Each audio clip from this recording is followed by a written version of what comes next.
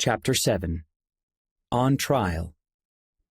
Early in 1901, Joseph F. Smith began shouldering more church responsibilities in the First Presidency as George Q. Cannon's health worsened. In March, George and his family went to the California coast, hoping its ocean breezes would revive him. Joseph, meanwhile, tried to rally his friend from afar. "My lifelong associations with you in the work of the ministry," he wrote to George, "have bound my heart, my soul, my love and sympathies to you in the cords of affection as strong as the love of life, which cannot be broken." George's health continued to decline, however. His sons sent regular reports on their father's failing health to Salt Lake City, so Joseph was not surprised when a telegram announcing George's death arrived on April 12th. Still, he felt the loss keenly. "He was both a humble and a great man, a mighty chieftain in the councils of his brethren," Joseph reflected in his journal that day. "All Israel will mourn his death." Amid his grief, Joseph turned his attention to his expanded role in the First Presidency. That year, he and President Lorenzo Snow assigned 3 apostles to lead missionary efforts in key parts of the world. They called Francis Lyman to preside over the European mission, John Henry Smith to revitalize the mission in Mexico, and Heber J. Grant to lead the first mission to Japan. Wanting to expand the Lord's work to other parts of the world, church leaders also contemplated sending missionaries to South America and constructing a small temple for the colonies of saints in Arizona and northern Mexico. The church was still in debt, however, and nothing immediate came of these plans. The saints mourned 2 more deaths that year. In August, Relief Society General President Zina Young collapsed while visiting her daughter Zina Presendia Card in Canada.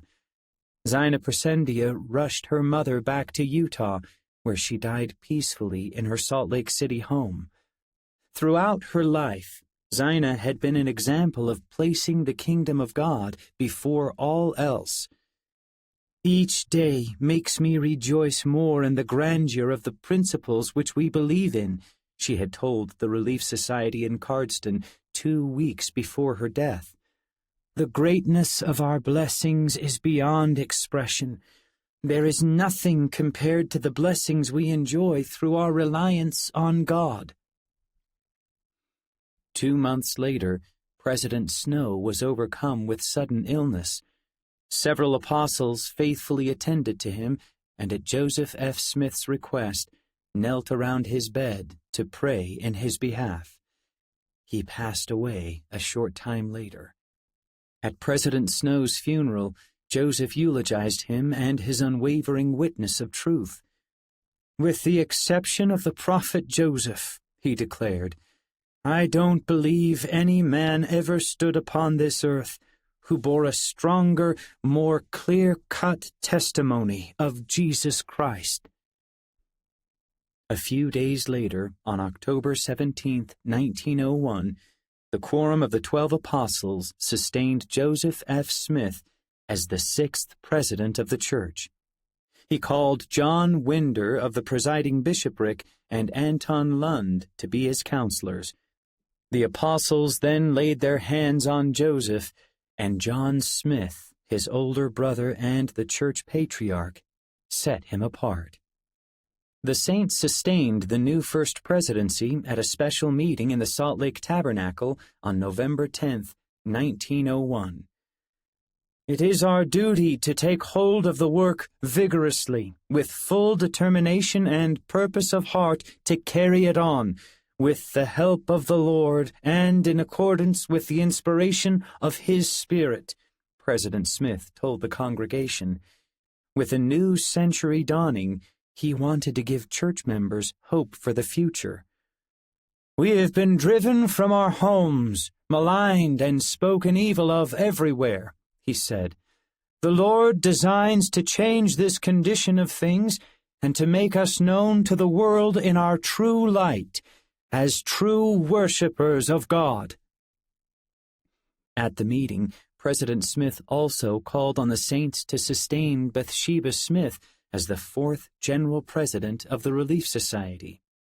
It was the first time the priesthood quorums were asked to give their sustaining vote for a new Relief Society general presidency.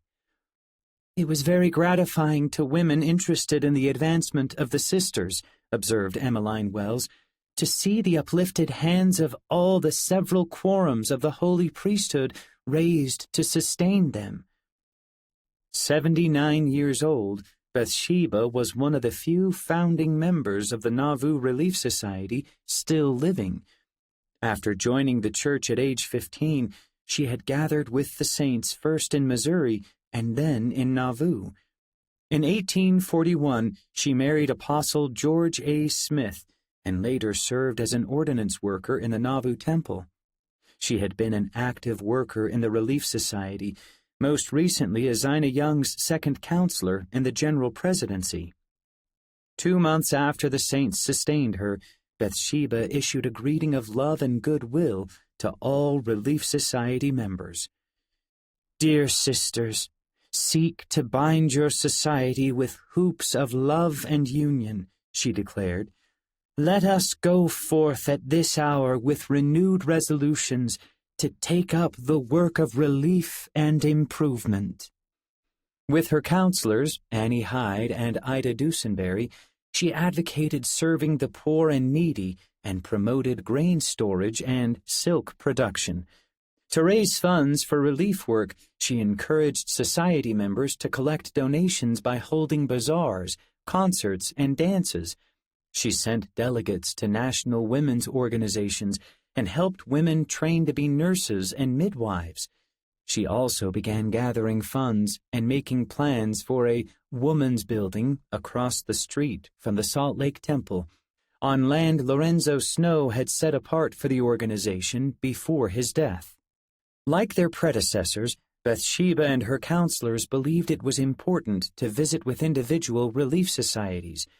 They often relied on the wives of mission presidents to visit relief societies in Europe and Oceania, but they themselves or members of the Relief Society General Board tried to visit Latter-day Saint women in the western United States, Mexico, and Canada at least twice a year. Because the church had dozens of stakes in this region, making it more difficult to visit everyone, they called 6 additional women to assist in the work. During their visits to stakes, Relief Society leaders noticed a lack of interest among younger women.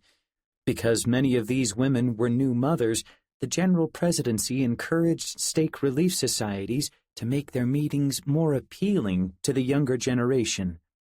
Relief societies at this time did not follow a set curriculum, so Bathsheba instructed the stakes to design their own education classes for mothers. She asked that each relief society draw on the life experiences of its older members while also studying scientific books on child-rearing, which interested the new generation of women. Soon, the Woman's Exponent began publishing course outlines to help stakes develop their programs. In August 1903, Bathsheba sent 30-year-old Ida Dusenberry to Cardston to help Zina Presendia Card and local Relief Society presidencies prepare mothers' classes.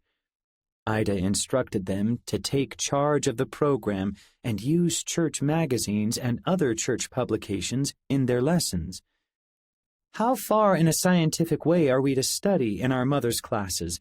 Zina Presendia asked. As a college-educated kindergarten teacher and school administrator, Ida was eager to infuse the mothers' classes with the latest ideas on parenting.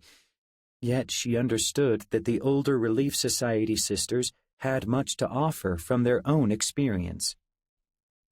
"We want you to take up needs of a mother and her duty to her children in a general way," she explained. "We may learn many good practical things from each other."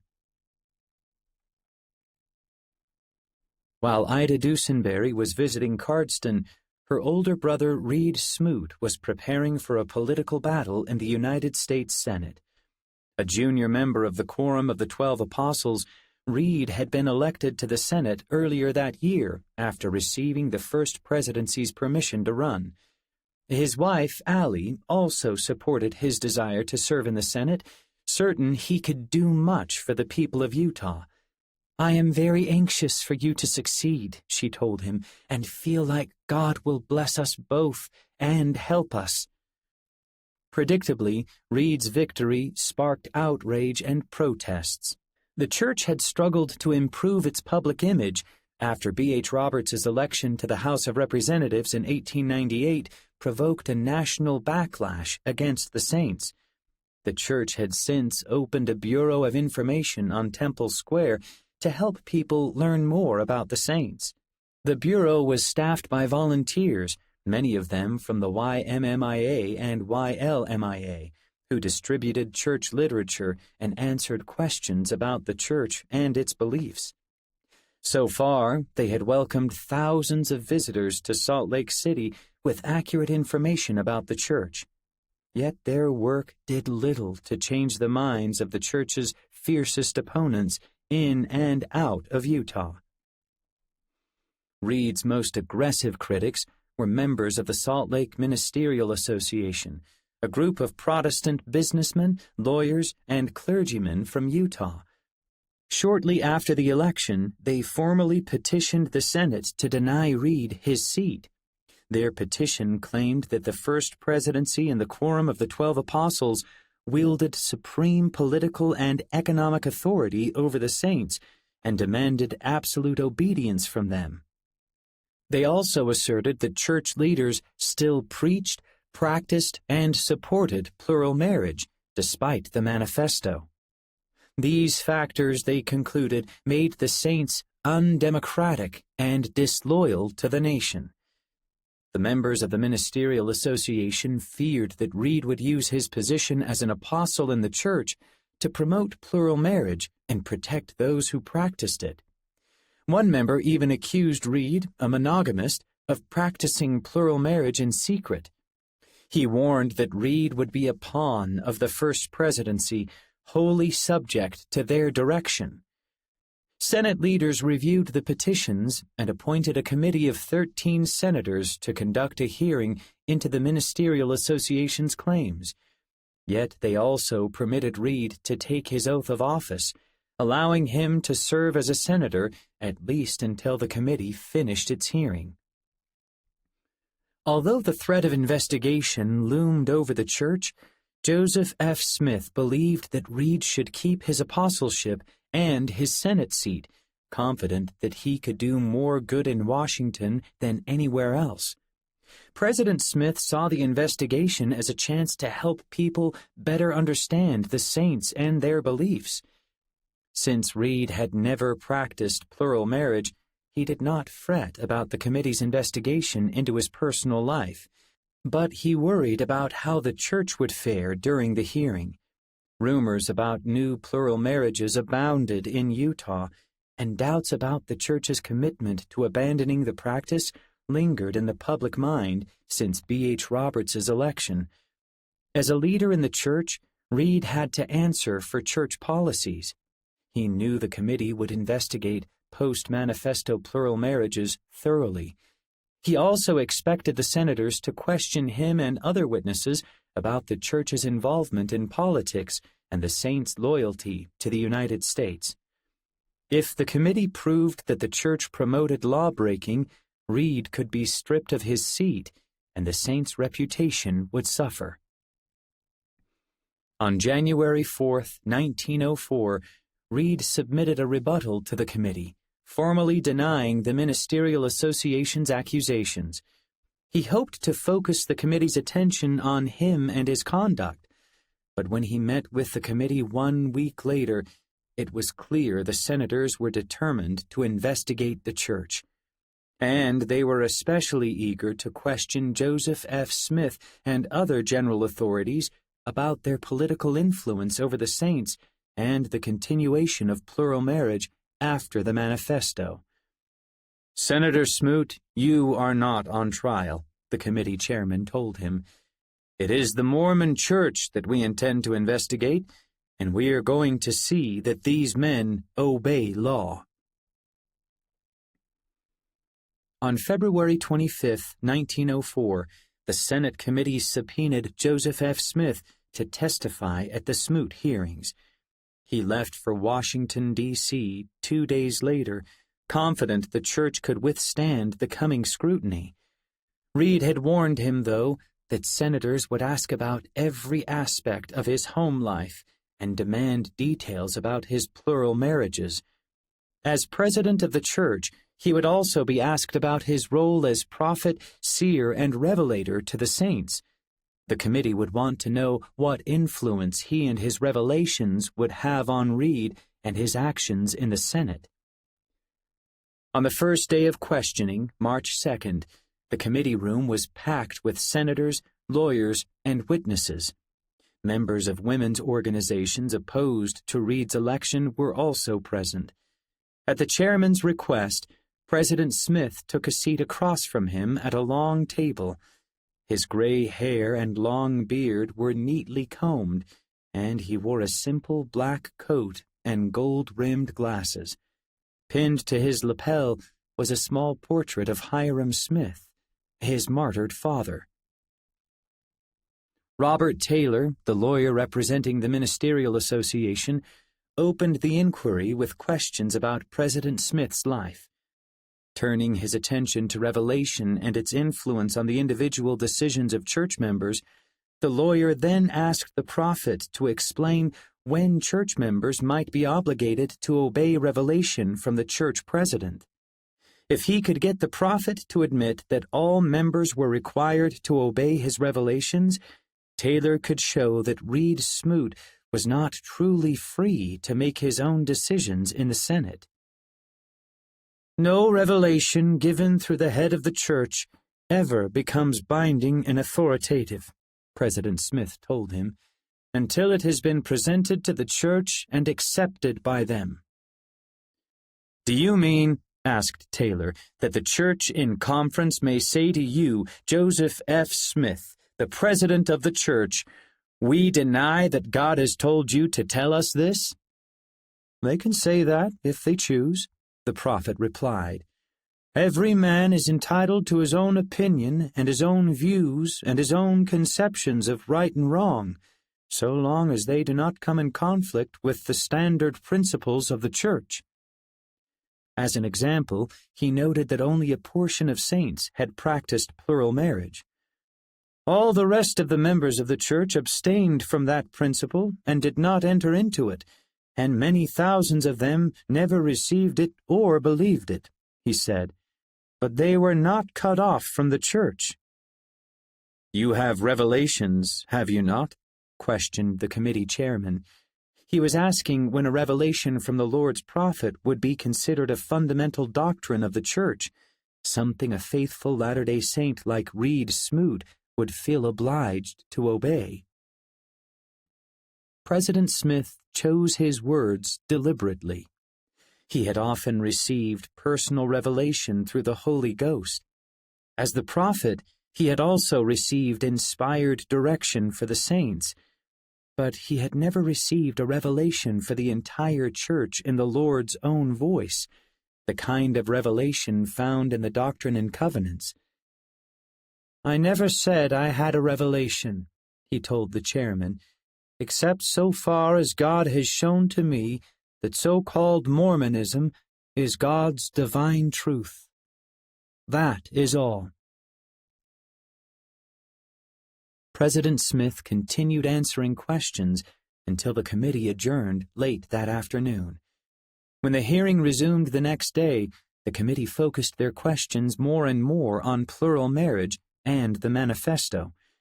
While he sought to respond accurately to their questions, President Smith avoided disclosing what he and other church leaders knew about new plural marriages.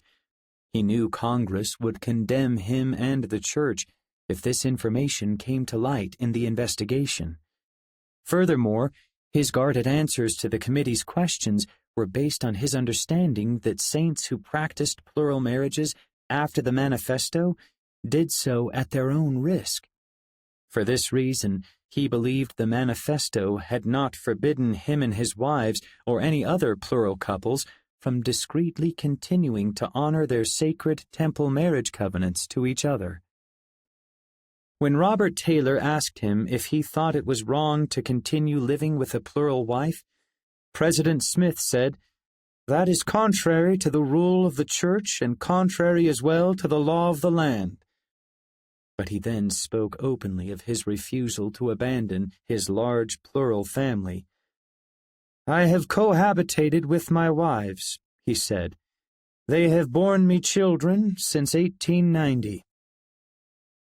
"Since that was a violation of the law," said Taylor, "why have you done it?" "I preferred to face the penalties of the law rather than abandon my family," the prophet replied. Trying to root out the names of men who had married plural wives after the manifesto, the senators asked him about the marriages of the apostles and several other members of the church. The chairman of the committee also asked President Smith if he himself had performed any plural marriages after the manifesto. "No, sir, I never have," the prophet replied. He then followed his response with a carefully worded statement designed to prevent further scrutiny. "There have been no plural marriages solemnized by and with the consent or by the knowledge of the Church of Jesus Christ of Latter-day Saints," he said. "Since the manifesto?" a senator asked. "I mean that, of course," President Smith clarified.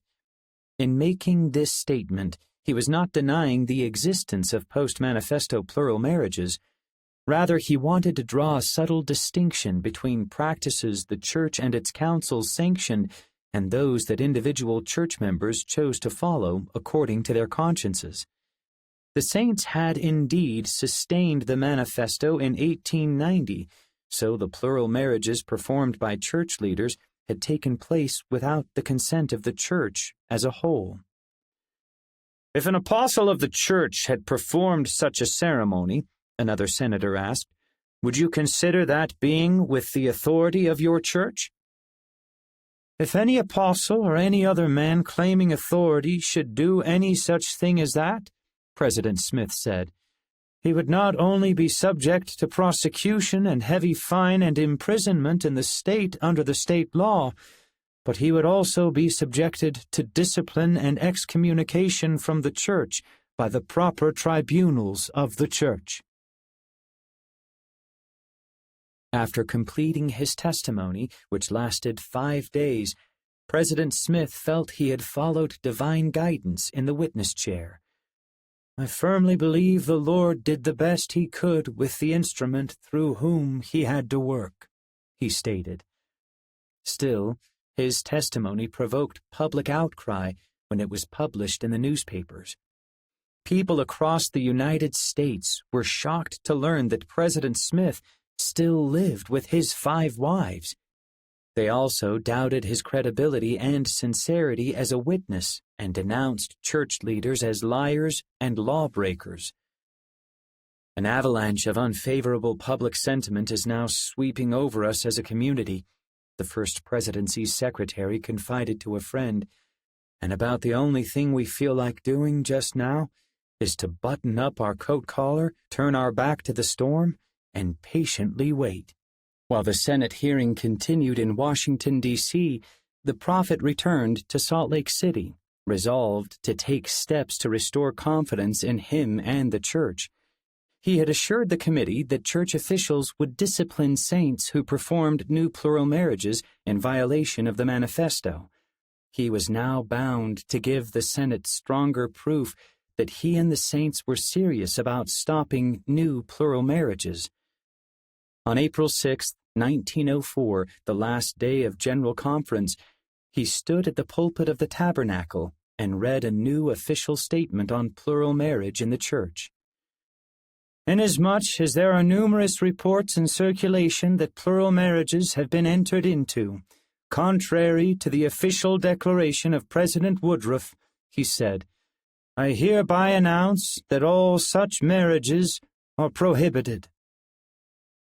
The statement did not condemn the 200 or so couples who had entered into plural marriage after the manifesto, or censure those who had continued to live with their plural families since that time. Yet it declared that new plural marriages were forbidden from now on, even outside the boundaries of the United States. "If any officer or member of the church shall assume to solemnize or enter into any such marriage, he will be deemed in transgression against the church," President Smith said, "and will be liable to be dealt with according to the rules and regulations thereof, and excommunicated therefrom." After reading the statement, which became known as the Second Manifesto, President Smith urged the saints to be united in their support of this new declaration and restore the government's confidence in them. Where the manifesto had revealed that the church was no longer under the command to practice plural marriage, this new statement acted to stop new plural marriages from that time forth.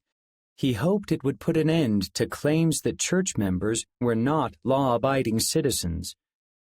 "I want to see today," he said, "whether the Latter-day Saints representing the church in this solemn assembly will not seal these charges as false by their vote." As a body, the saints in the tabernacle raised their arms to the square and sustained his words.